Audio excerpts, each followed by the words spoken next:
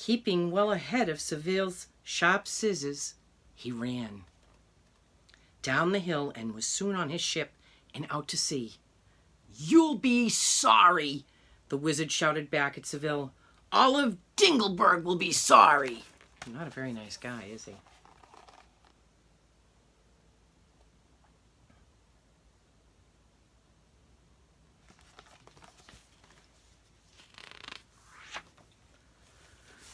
With that, he pointed a long, crooked finger out at one of the dark clouds hovering over his ship. Then he chanted, "Dark and weary, sad and eerie, stay and make this island dreary." The gloomy ship turned slowly around and sailed back in the direction from which it had come.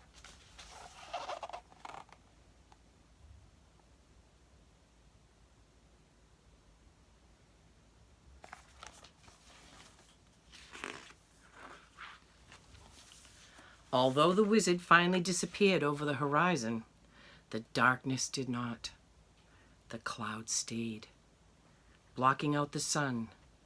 It stayed there all that day and the next, and the next, and the next.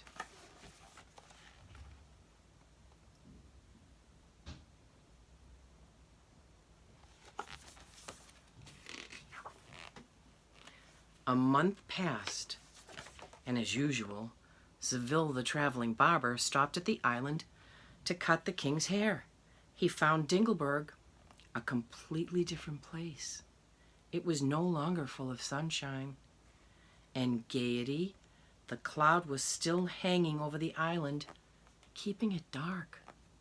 He found the people worried. The hamburger crop, without sunshine, had begun to wither and die. A dying hamburger plant is a sad thing. Worst of all, the children were unable to play in the bright sunshine and grew unhappier with each passing day.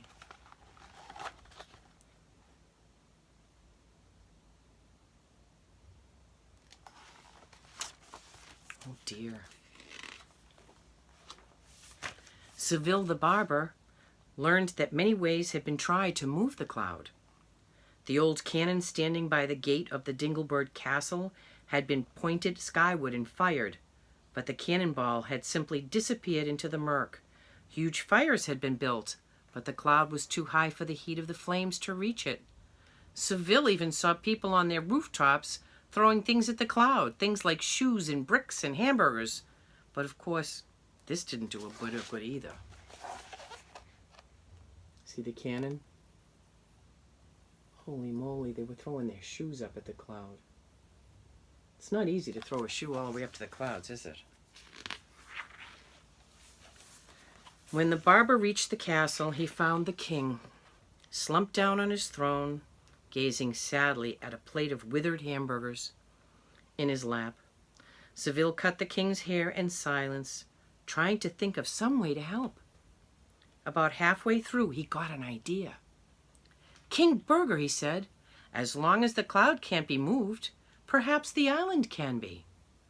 One of my customers on another island, a giant named Moosh, just might be able to do it."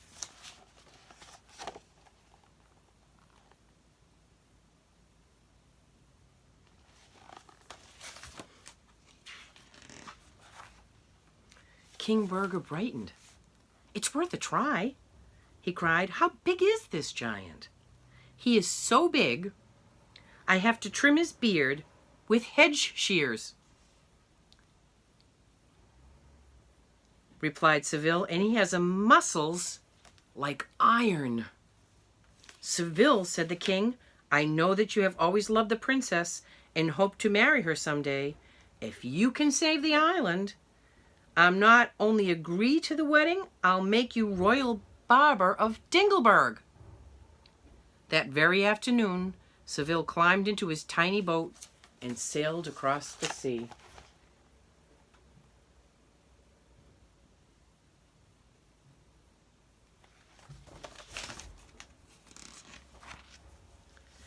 When the people of Dingleberg saw his ship again a few days later, it was being pushed along through the water by a giant so huge that the sea came up only to his waist. He was so big that the children of Dingleberg ran into their houses and hid under their beds.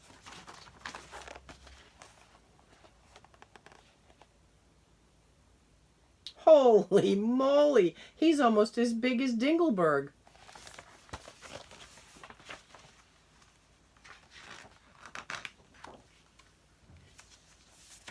They had no reason to be afraid, however. Moosh, the giant, waved to the people and smiled. He boomed out in his loud voice that Seville was his friend and that he was there to help. He took a large rope from over his shoulder and circled the island with it. He tied the ends of the rope around his waist and tried to pull the island out from under the gloom of the wizard's cloud. He pulled and he strained, his muscles bulged, and his face turned pink, then red. But the island didn't budge, not an inch.